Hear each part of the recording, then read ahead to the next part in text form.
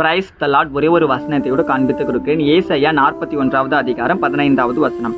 இதோ போராடுகிறதற்கு நான் உன்னை புதிதும் கூர்மையுமான பற்கள் உள்ள இயந்திரமாக்குகிறேன். இன்னைக்கு ஆண்டவர் சொல்றாரு, மகனே மகளே, நான் உன்னை ரொம்ப ஸ்ட்ராங்கான ஒரு இயந்திரமா மாத்த போறேன், எனக்காக நீ உழைக்கிறதுக்குன்னு சொல்லி இன்னைக்கு ஆண்டவர் உங்களை பார்த்தாங்க சொல்றாரு.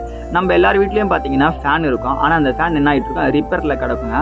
ஆனா அந்த ஃபேன் ரிப்பேர் பண்ண நல்லா ஓட நமக்கு தெரியும். நம்ம என்ன பண்ணுவோம், ரொம்ப நாள் ரிப்பேர் பண்ணாமலே நம்ம வச்சிருப்போம். ஆனா அது ரிப்பேர் பண்ணி போட்டால் தான் தெரியும் அது எந்த அளவுக்கு ஸ்பீடா ஓடுதுன்னு. அதே போல தாங்க நம்ம வாழ்க்கையில கூட நம்ம ஏசப்பா விட்டு ரொம்ப தூரத்தில் தள்ளி போயிருக்கலாம், ஏசப்பா விட்டு ரொம்ப பின்மாற்றத்துல இருக்கலாம். ஆனா மறுபடியும் ஏசப்பா கிட்ட வந்தா ஏசப்பா நம்மள அபரிவிதமா பயன்படுத்துவார்னு இன்னைக்கு ஏசப்பா உங்களை பார்த்து தாங்க சொல்றாரு. ஏன்னா நீங்க ஏசப்பாவுடைய கருவின்னு சொல்லி இன்னைக்கு ஆண்டவர் உங்களை பார்த்து தாங்க சொல்றாரு. நான் அந்த பாவம் பண்ணிட்டேன், அந்த தப்பு நான் பண்ணிட்டேன், நான் தகுதியானவன் கிடையாது, ஏசப்பா என்னை நேசிக்க மாட்டார், ஏசப்பா என்னை வெறுத்துட்டார் நீங்க நினைக்கிறீங்களா? ஏசப்பா சொல்றாரு, உன் பாவங்கள் மன்னிக்கப்பட்டது, நான் உன்னை நேசிக்கிற மகனே மகளே. இந்த உலகத்துல இருக்க மனுஷங்க உன் பாவத்தை மட்டும் தான் பாக்குறாங்க, நான் உன்னை பிள்ளையா பாக்குறேன்னு சொல்லி இன்னைக்கு ஆண்டவர் உங்களை பார்த்து தான் சொல்றாரு. இன்னைக்கு நீங்க இந்த